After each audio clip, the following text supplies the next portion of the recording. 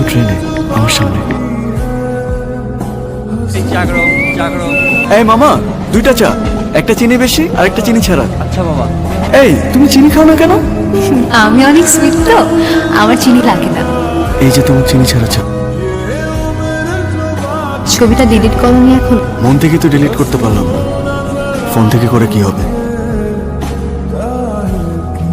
Meera, let's get married. আমি এখনো বিয়ের জন্য রেডি নাই জান। আরে চলো না। বাই।